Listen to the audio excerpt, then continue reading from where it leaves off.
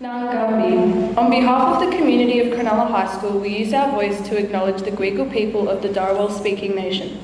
We pay respects to the elders of the past as they nurtured the Golden Mother Earth and the Sapphire Game Bay.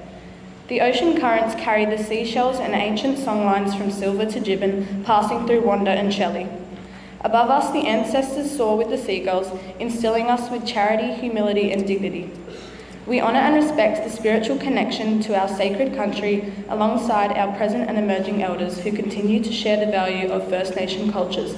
This is, was and always will be Aboriginal land.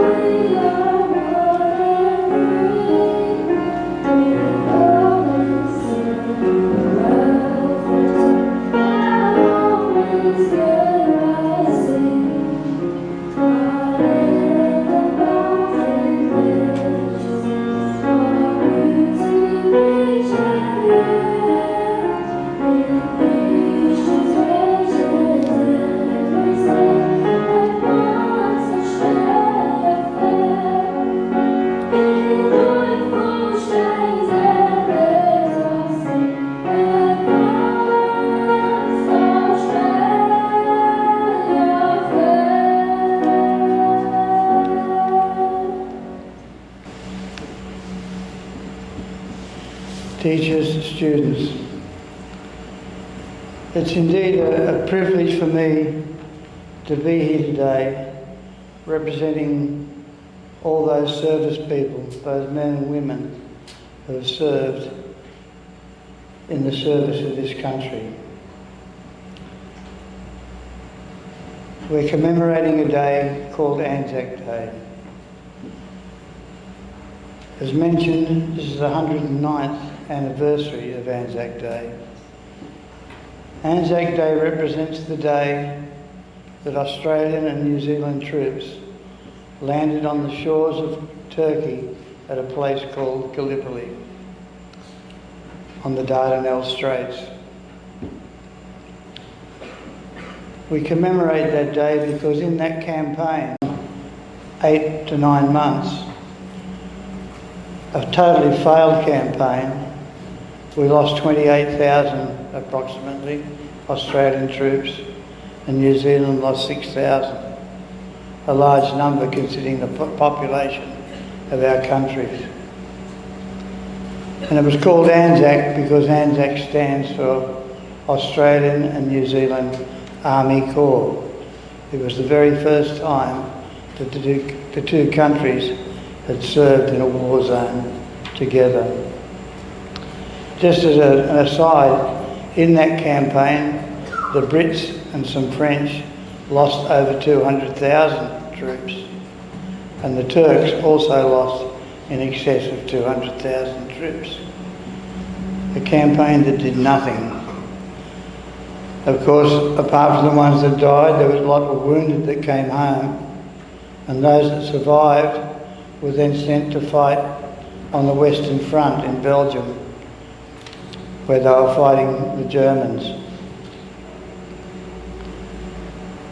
And that was the war, World War I. It was the war to end all wars. We were never going to do it again.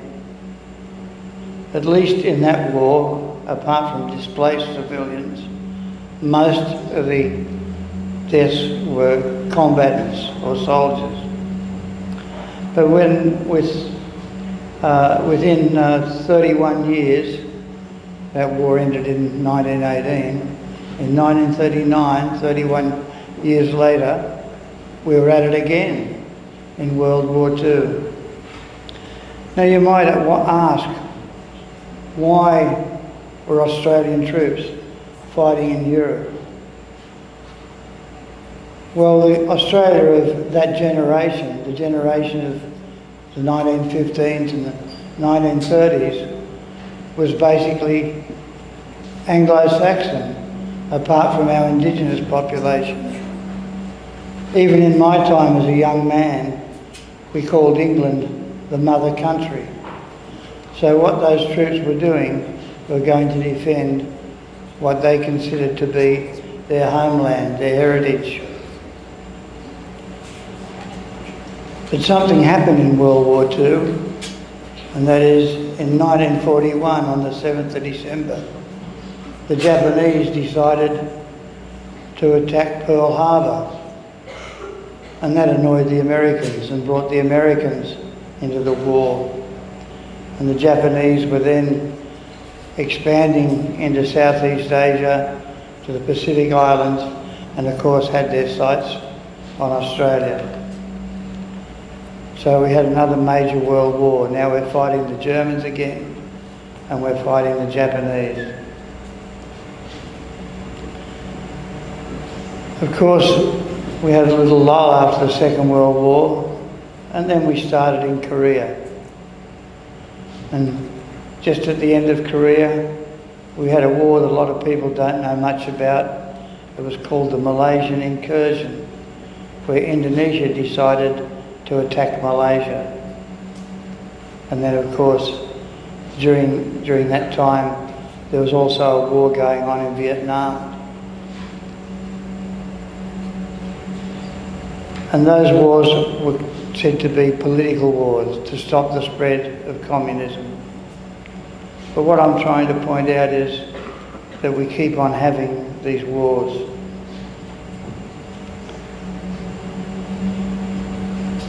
And since then, we've had Iraq 1, Iraq 2, Afghanistan. These are the ones Australians have been involved in. To some degree, we're involved in the Ukraine, not actually in the Ukraine, but we're training Ukrainian troops in the UK. We just never seem to stop having wars. And while ANZAC Day is a day here that we commemorate and remember all those that have given their lives in the service of this country and given us our freedom, it gives people like me an opportunity to talk about the futility of war. If we look at what I mentioned in World War I and World War II, our enemy was Germany and Japan. Within 30 years of the end of World War II, Japan was our biggest trading partner, and all of a sudden we were friends again. We're now talking about Japan joining us in our AUKUS Defence Pact. So all those wars and all the death that was caused seems to have had no effect. We go on living with each other.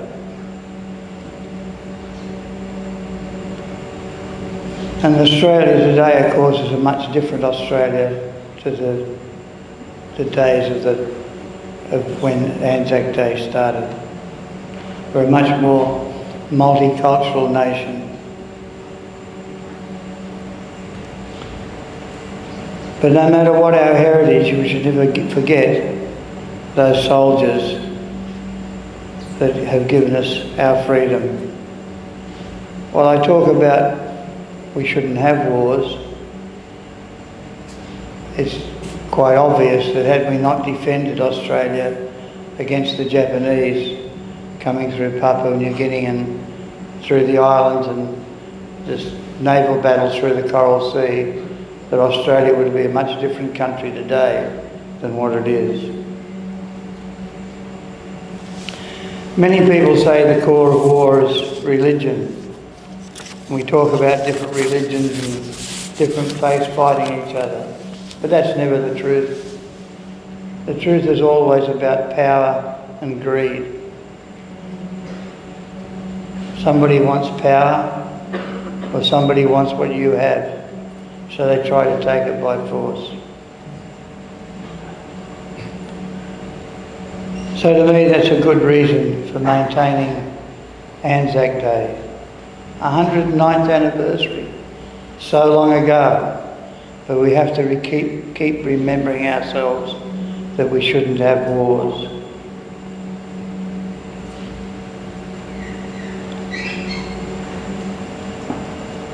When I stand here today, I'm looking out here, I believe it's just years 7 and 8.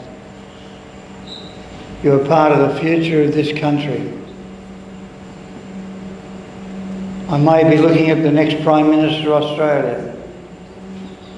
I may be looking at the next head of the United Nations.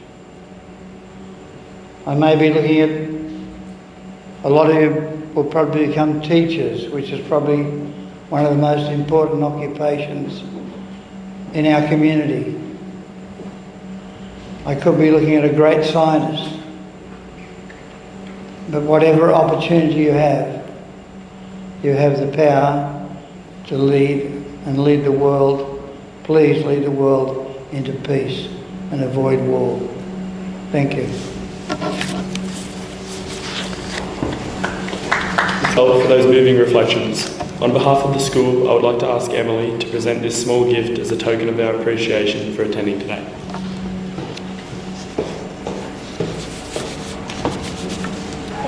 Thank you, Emily. Thank you very much. You imagine how surprised I was 9 years ago to be standing on a beach in a country halfway around the world, and right beside me was a Year 12 kid from Cronulla, Mr. McCorquodale. We had an amazing trip together, and hopefully today we can share some of our memories. Thank you again for the privilege of speaking on behalf of the school at our ANZAC ceremony, and it's a pleasure to be able to share the microphone with Mr. Kerry Cattell and Mr. Thomas McCorquodale. Today I wish to help you consider what you might reflect upon in future ANZAC ceremonies. The lowering our national flags and playing the last post, as we did at school yesterday, are your clues to quietly reflect and to remember. This is a relatively easy task for me as a 66-year-old teacher. So I can easily think about my grandfather, 2 uncles who served in war. I have lots to reflect on, but I won't be talking about that today. I could talk about and think about my once-in-a-lifetime experience of visiting Gallipoli 9 years ago and seeking out a special headstone of a fallen soldier, but I also won't be talking about that today. Today I wish to talk about perspective, to try and influence how you may think of ANZAC, the concept, in years to come. Many of you have or will attend our Cronulla dawn service on ANZAC Day. Everyone who attends has their own reasons for attending and have their own views on ANZAC. And if you surveyed each person at the ceremony, you'd get a very common response as to why they are there. Most would probably list ANZAC spirit and remembering the fallen somewhere in their reasons. It's impossible to have one single image of ANZAC, but today I offer you this unique photograph. This is a World War I photo taken in the trenches of a 54-year-old Tasmanian man in the background and his adult son in the foreground. So one Tasmanian family contributed father and son to the efforts of World War I. Over the coming years, your idea of ANZAC may develop and change when you start to separate ANZAC, the physical place, from ANZAC, the spirit. As you get older, you might research more about Australia's ANZAC role and the traditions that started 109 years ago. The Gallipoli campaign ran for 9 months, as Mr. Cattell offered, but the whole war ran for 4 years. So you can't just use time and dates as your research perspective. Likewise, you can't just use deaths and numbers, and casualty numbers alone for your research, because you'll clearly see that Australia lost 7 times more soldiers on the Western Front than they did at Gallipoli. You cannot appreciate Australia's total ANZAC spirit just by studying World War I. There are no Gallipoli or World War I survivors alive in Australia today, excuse me, and there'd be very few World War II veterans alive to share their story. So be careful just to use time and a veteran's age alone to broaden your perspective of ANZAC. Be careful also when using data and statistics that's freely available on the internet to find out about individual battles and campaigns. Gallipoli led to the death of 8,000 Australians in 6 months of battle. Comparatively, in northern France and Belgium, the Battle of Bullecourt had many more deaths and casualties and POWs, not in 6 months, just in a few short days and weeks.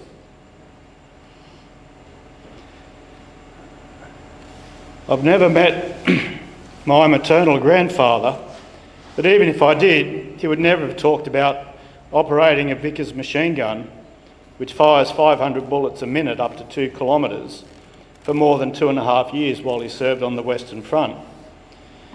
But I do wonder if he and his family, which is my mum, question whether Anzac Day bias just of Gallipoli truly reflects Australia's total Anzac spirit.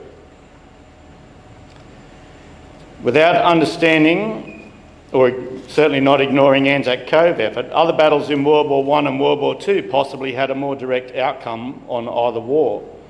For example, the famous desert rats at the Siege of Tobruk in Africa, North Africa, halted the advances of the German army in April to August 1941. Another element of your research and your perspective might lie in the classic who, what, when, where approach that you've been learning since kindergarten. On the board, I offer some suggestions that you may research to broaden your concept of Australia's war history. And you can't ignore that it was World War I and II was a global war of which Australia had a role to play.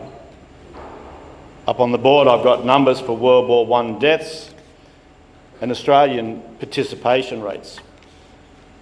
The important one to me is that 40%, 4 in 10, nearly half of all Australian men between 18 and 44 years old served in World War I. It's important to remember. But locally, I want to influence what you think about Cronulla. So up on the board, you might be able to see 2 black and white photos. So Gerald Street in 1915, Gerald Street, Cronulla, and Cronulla Mall, what is now Cronulla Mall, or the shopping centre in the bottom right. The Sutherland Shire had a population of 3,500 people in 1915. Today, the Sutherland Shire has a population of nearly 250,000 people.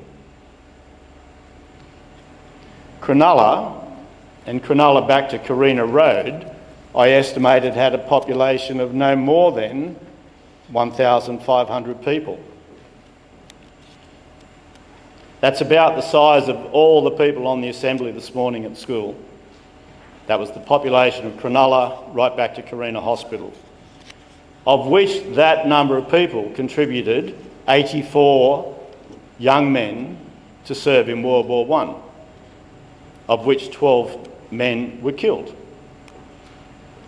So a population of Cronulla, the size of our school, imagine 84 people on the assembly this morning standing up to represent World War I veterans. And of those 84 that stood up, 12 would lie down to represent those who died just in this local area.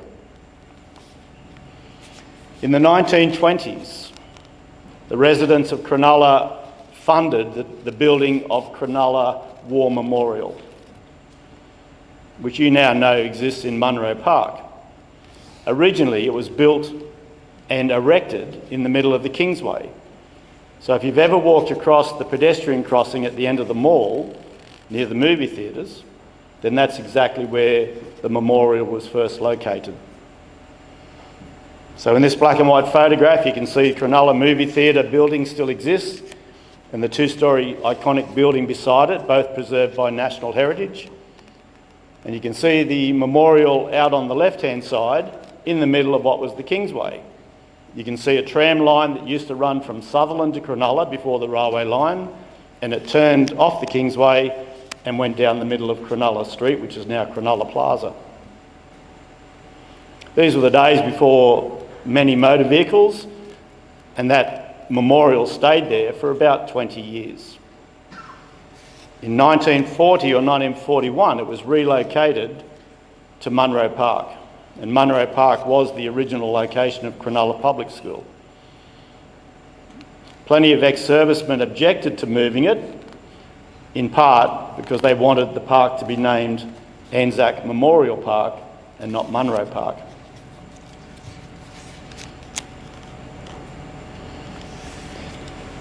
I encourage you to take time in Munro Park to go to the memorial at your leisure, and you'll see engraved in gold the names of the 84 young Cronulla residents who volunteered to participate in World War I. Beside 12 of those is an asterisk, which represents the fact that they lost their life during the course of the war. Some of these names you'd find as surnames for kids in the school today. Some of these names I've found from past students. Some of these names are reflective of some of the streets in Cronulla.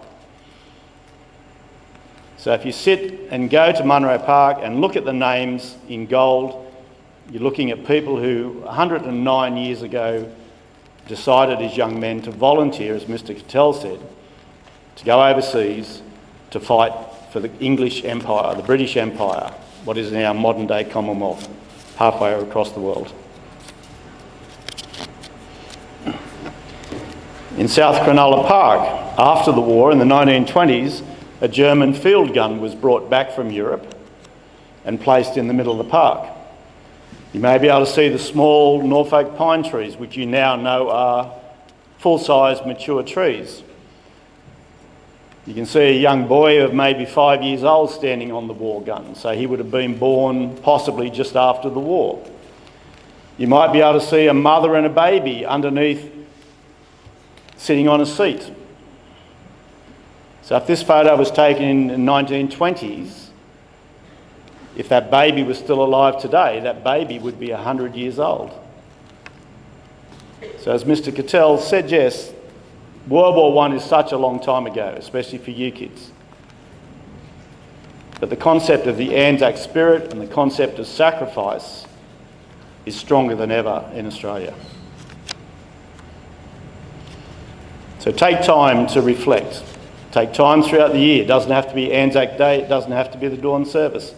When you go through Munro Park, just take time to have a look at the memorial and reflect on what it represents. And as Mr. Cattell says, in Australia we live in peace, and you get the opportunity to grow into whatever you want to be.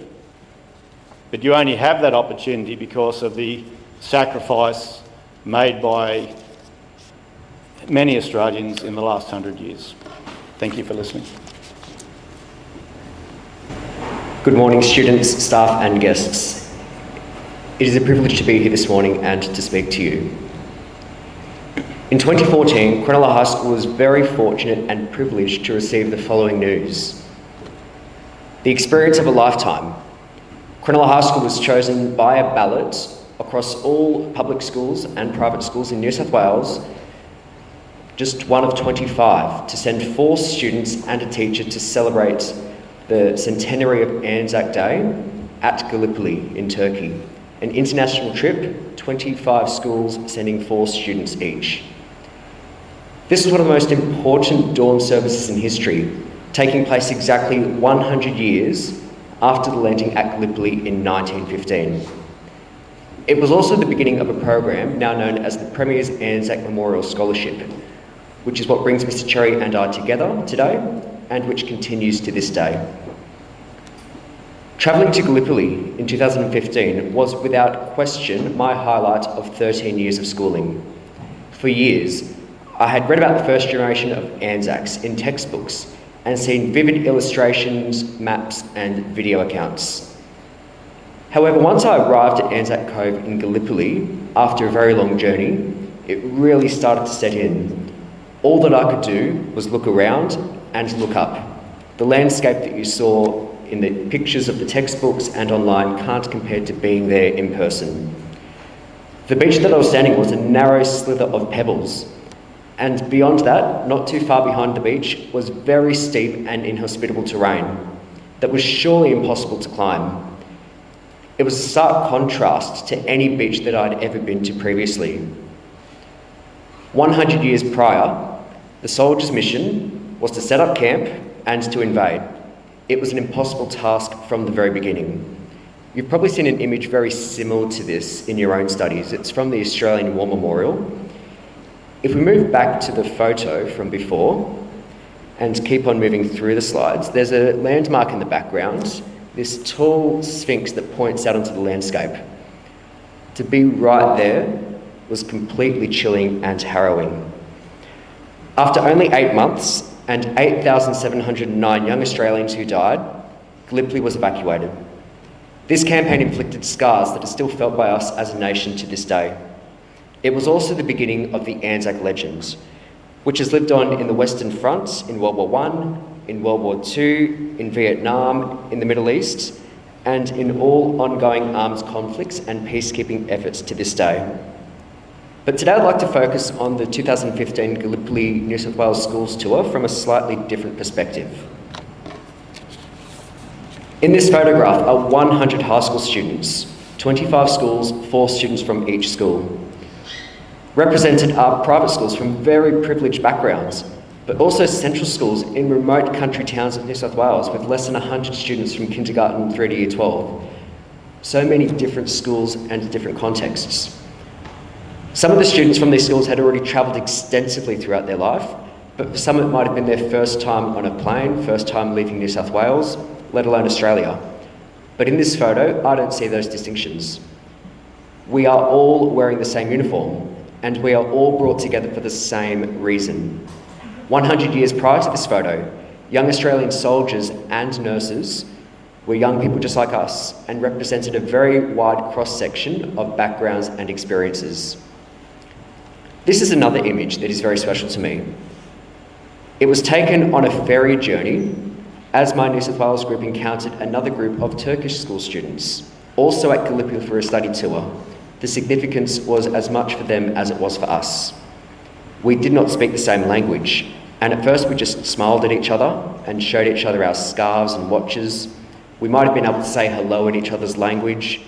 A few of us with mobile phones might have reached for Google Translate to try to break the language barrier, but we weren't able to meaningfully communicate with each other. This group of Turkish students were just as fascinated to see us as we were to see them. After a few moments, one of us decided to sing the Australian National Anthem unaccompanied, and a few moments after that, one of the Turkish students decided to also sing the National Anthem, and we had this beautiful group in unison on each side. This is a very special moment in which young Australian and young Turkish students were brought together through song, but without being able to communicate to each other through words. But this friendship is such a stark contrast to Australians and Turkish young people 100 years prior, when they were the enemies. I always struggle to find the words to describe the dawn service at ANZAC Cove in Gallipoli on the 25th of April 2015. The night before, we watched the sunset on the horizon, and at that exact moment, everyone back home in Cronulla would have probably been waking up to attend the dawn service at South Cronulla Beach. There is a 7-hour time difference between Turkey and Australia. There was an article in the Leader newspaper the next day which put this ever so elegantly.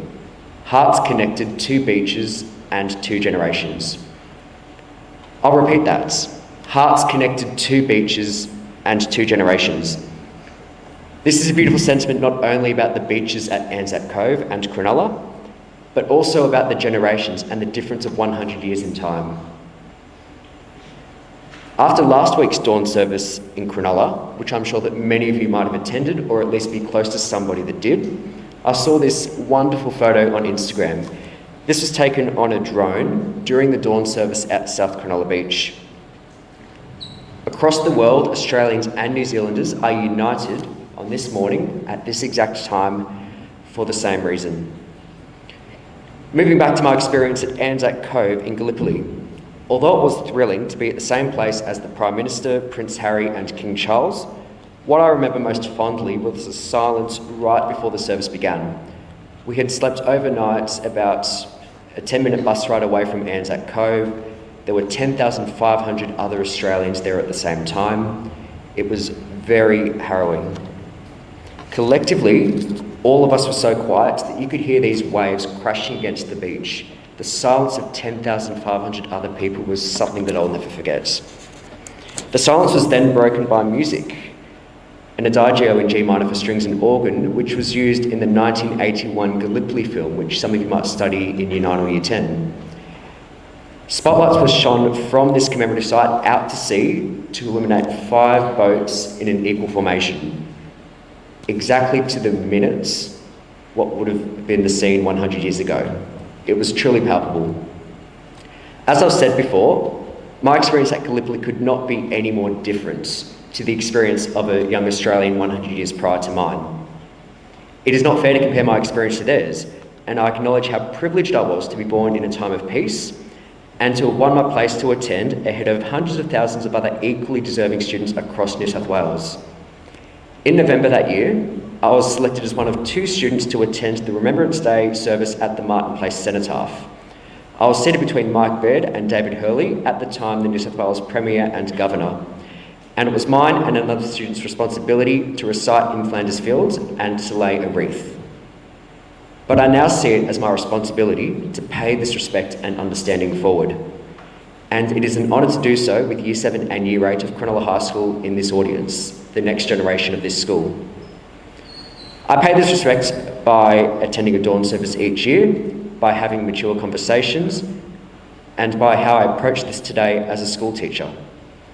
I wrote in my original winning submission back in 2014 that the events on the Gallipoli Peninsula were so distant in the past that they were fading from a memory for those that were alive to something that just exists written down in history. There are now very few Australians that were alive as babies in 1915, let alone old enough to hear the news about what was happening at Gallipoli. It is therefore our responsibility and your responsibility as the next generation to keep this respect alive for the sacrifice that the ANZACs made at Gallipoli and the sacrifices that Australia and New Zealand armed forces have made in the 109 years since. Thank you very much.